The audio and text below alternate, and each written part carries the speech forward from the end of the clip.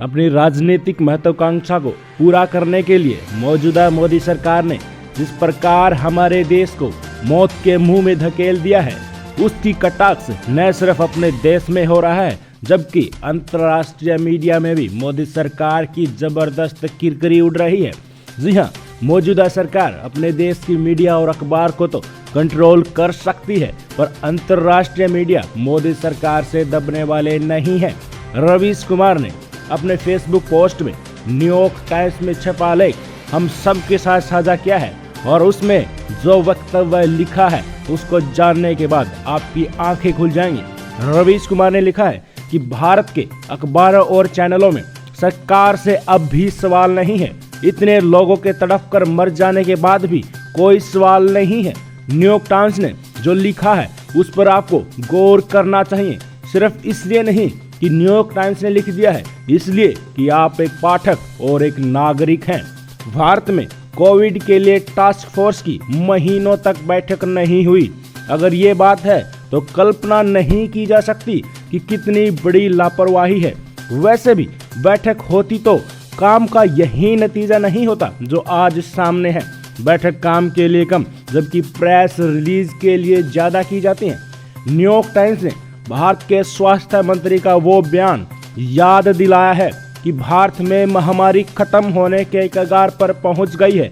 End game शब्द का इस्तेमाल किया गया था। पूछा जाना चाहिए कि भारत के स्वास्थ्य मंत्री किस वैज्ञानिक आधार पर इसकी घोषणा कर रहे थे। क्या वो कुछ भी अनाप शनाप बोलने के लिए स्वास्थ्य मंत्री बने हैं? डॉक्टर हर्षवर्धन ने यह मूर्खतापूर्ण बयान तब दिया था जब फरवरी महीने में महाराष्ट्र के अमरावती में एक दिन में 1000 केस आए थे। अमरावती में 22 फरवरी से 1 मार्च तक तालाबंदी की गई थी। उसके बाद एक और सप्ताह के लिए लॉकडाउन वहां पर बढ़ाया गया था। यह काफी था किसी भी सरकार को अलर्ट होने के लिए और जनता को अलर्ट करने के लिए। यही नहीं, डॉक्टर हर्षवर्धन कोरोनिल दवा की लॉन्चिंग कर रहे थे। आज उस दवा का नाम तक नहीं ले रहे हैं। कोई वैज्ञानिक अध्ययन नहीं है। न जाने कितने लोग खरीद रहे होंगे, खा रहे होंगे। अगर है तो बताइए देश को फिर टीका को लेकर इतनी परेशानी क्यों है? यही नहीं, 22 फरवरी को भाजपा प्रस्ताव पास कर कोविड से लड़ने में सरकार और प्रधानमंत्री मोदी की जबरदस्त तारीफ करती है ना कमाल?